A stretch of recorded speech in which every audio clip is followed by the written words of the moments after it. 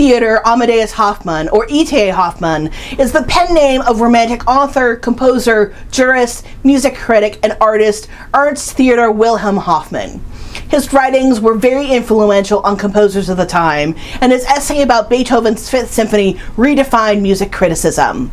My name is Dr. Dominique Royam, and I'm a music director, conductor, and music communicator, here to help you achieve a deeper connection to the music you love. Follow me on social media at Dominique Royam for more content. Let's talk about E.T.A. Hoffmann.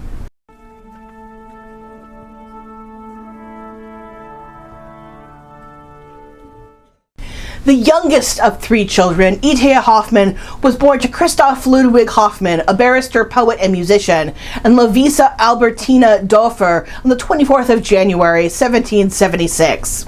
His parents separated in 1778, and he and his mother moved in with his mother's two sisters and their brother, all unmarried. Between 1781 and 1792, he attended the Lutheran school, or Burgschule, where he studied the classics.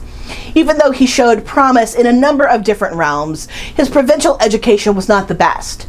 However, he was well read, reading Schiller, Goethe, Swift, Sterne, Rousseau, and Jean-Paul during his time in school. After a failed, one-sided love affair with a married woman, Hoffmann asked his uncle for employment out of town. His first job away from home was as a legal clerk in Posen, Poland. This job was endangered when some of Hoffmann's humorous caricatures of military officers were passed around at a ball. Complaints were made, and Hoffmann was promoted to a position in Plock in New East Prussia. Before leaving for good, he married Mariana Telka Michelina Rohrer. Hoffmann despaired at his exile and rejoiced when 2 years later he gained a position in Warsaw. Hoffmann saw the time in Warsaw before the invasion of Napoleonic troops as the happiest years of his life. He moved in artistic circles and made some important friends, including future biographer and neighbor Julius Edward Itzig. Then Napoleon's troops invaded as part of the War of the Fourth Coalition. All the Prussian bureaucrats, including Hoffmann, lost their jobs. After a 6-month illness, Hoffmann traveled to Berlin because he could not get a visa to travel to Vienna. His wife and young daughter went to Posen. The next 15 months in Berlin were challenging. Berlin was also under Napoleonic rule, so Hoffmann had little to no work. He would have to borrow money to survive from friends, sometimes going days without eating. In 1808, he and his wife moved to Bamberg so he could take up a position as a theater director. Hoffmann tried to improve the standard of performance at the theater, but that led to him losing his job to Heinrich Curio after a number of intrigues. Hoffmann also began to write for the Allgemeine musikalische Zeitung, the most respected journal for music criticism in the German-speaking world. This includes his groundbreaking review of Beethoven's Fifth Symphony, where Hoffmann, in a whopping 4,500 words, combines a thorough technical understanding with a full-blown theory of musical romanticism.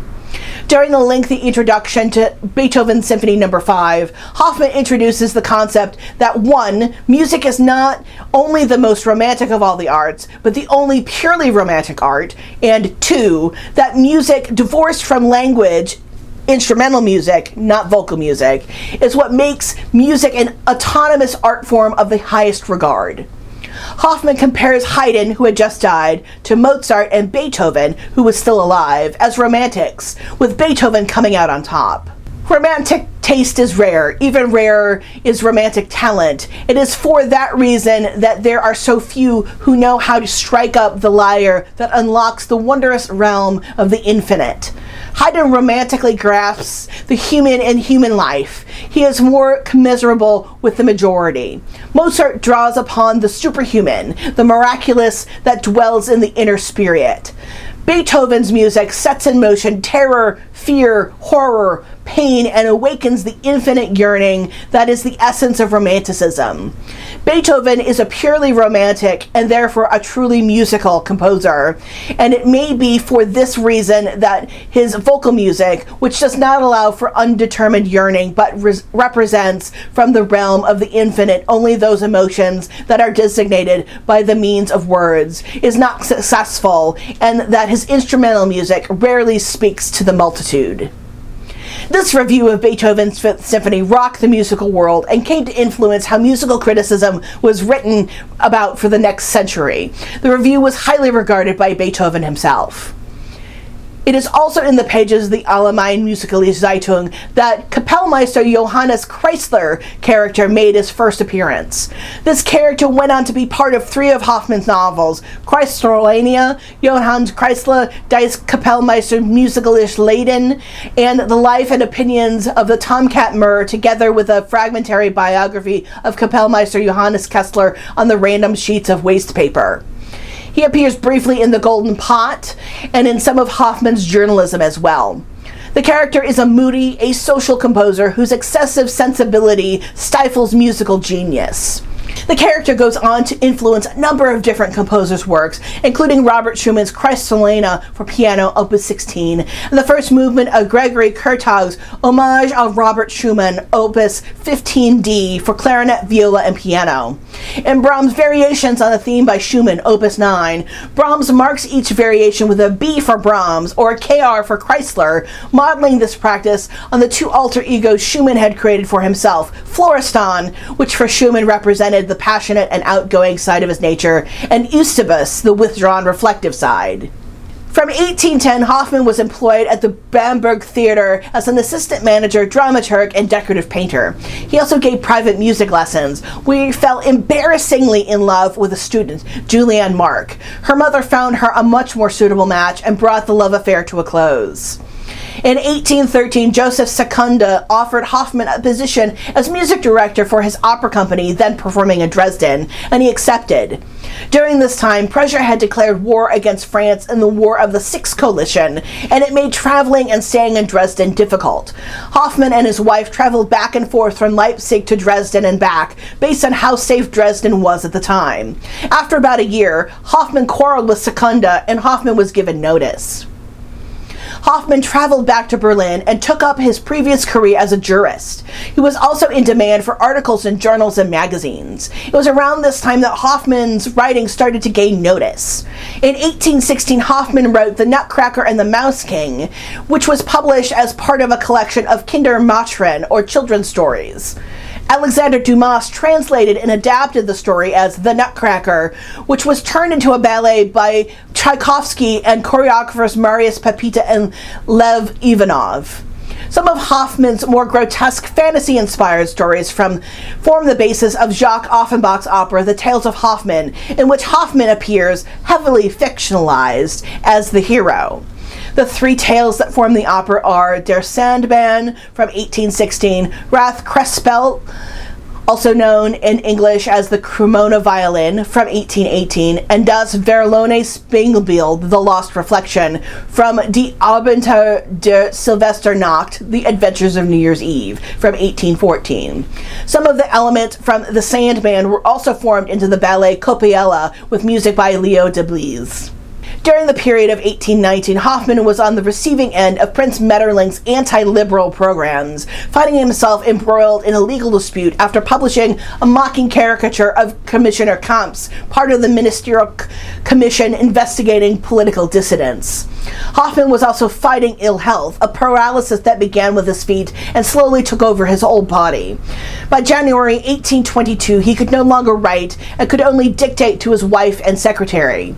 In February 1822, the Royal Prussian State Minister officially suggested disciplinary measures for his political dissidents, and Hoffmann could only dictate his defense.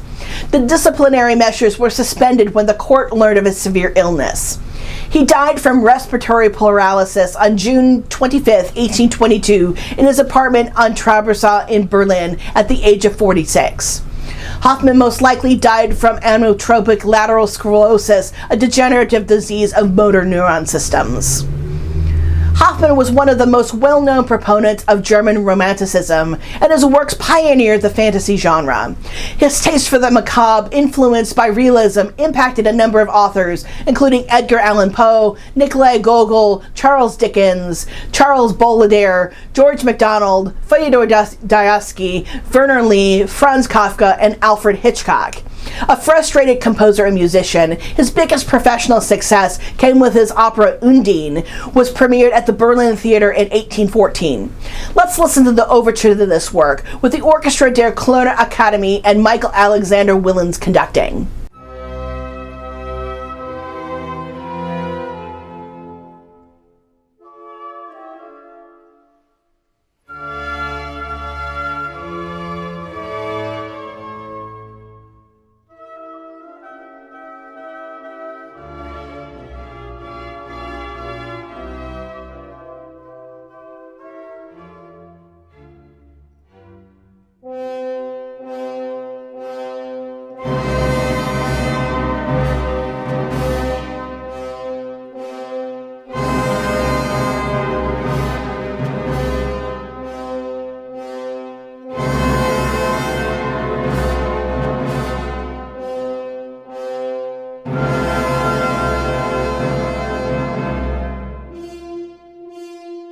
Thank you for joining me in this video about the life of E.T.A. Hoffmann. Like this video, give it a thumbs up and subscribe to the channel for more.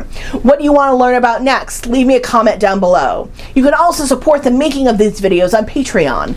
These videos take over 20 hours of research to complete, so Patreon is a great way to show your support. The bibliography for this video can be found on my website, dominicroyam.com. Interested in seeing my process? I document it on my social media, so follow me for more updates. My handles are listed below. Thanks again, and see you in my next video.